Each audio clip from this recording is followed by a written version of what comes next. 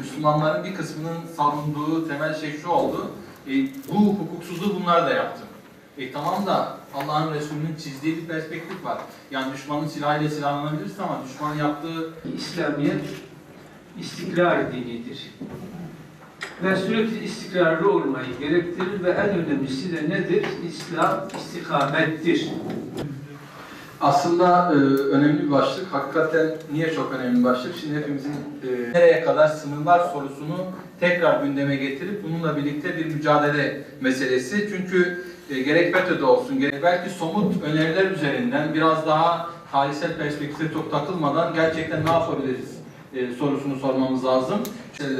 Yani özgür olabilme, özgün olabilme, fikir üretebilme, İslam dünyasında yeni söz söyleyebilme, ıslah edebilme, belki yeni bir diriliş diyebileceğimiz alanların bilinçli bir şekilde tıkandığını savunuyorum ve bunu da 4 farklı gerekçeyle, 4 farklı maddeyle açıklıyorum. Bunlardan bir tanesi aslında mezhebe karşı dediğimiz mezhep olgusuyla bunun İslam dünyası önüne getirilmesi.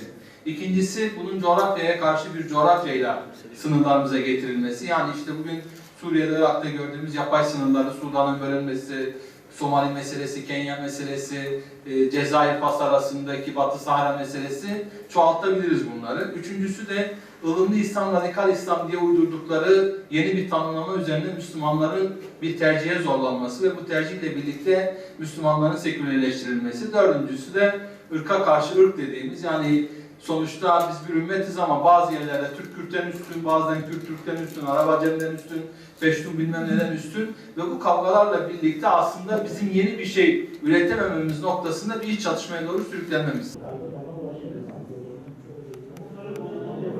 Öncelikle şunu belirteyim. Kadim akademi modern bilimin modern dünyada bir sömürüye dönüşmesi karşısında özellikle kendi dinamiklerini bu coğrafyadan alarak ilimi, bilimi, irfan, hikmet denkleminde yeniden değerlendirmeye çalışan bir yapılanma, akademisyenlerin kurduğu bir yapılanma ve bugün yaptığımız bu çalıştayla aslında 15 Temmuz sonrasında Türkiye'de başlayan bir sürecin İslami yapılanmalar, İslami STK'lar, cemaatler aleyhine dönüşmesi ihtimali karşısında bir farkındalık oluşturmaya çalışıyoruz. Biliyorsunuz FETÖ, İslam'ın kavramlarını Müslümanlara, dindarlara ait kavramları kullanarak ortaya çıktı. Ama İslam'ın kendi zihin ve gönül dünyasının tam tersi bir stratejiyle, tam tersi bir yapılanma içerisinde yürüdü. Buna karşılık toplum nezdinde veya toplumun bazı kesimleri nezdinde halen FETÖ'yü İslam'la özdeşleştiren ve FETÖ üzerinden diğer İslami grupları da aynı noktada gören, onlara benzer gören veya FETÖ olmakla itham eden bir anlayış ortaya çıkmaya başladı. Bu çalıştayın temel amaçlarından biri de bu. Öncelikle İslami yapılanmaların FETÖ'den farkını çok net ortaya koyabilecek bir strateji izlemeleri gerektiğini söylemek, belirtmek, bunun altını çizmek. Bir de İslami yapıları asli işlerine döndürebilecek bir strateji, ortak bir strateji belirlemek ki asli işlerine davet ve tebliğ olarak belirliyoruz. Özellikle 28 Şubat sürecinin ardından başlayan ve 15 Temmuz darbesi ve FETÖ'nün faaliyetleriyle artık zirveye çıkan bir süreç yaşandı. Bu süreçte İslami STK'lar, İslami yapılanmalar asli işlerini çok geri plana itip aslında biraz daha siyaset ve politika alanında faaliyet göstermeye başladılar.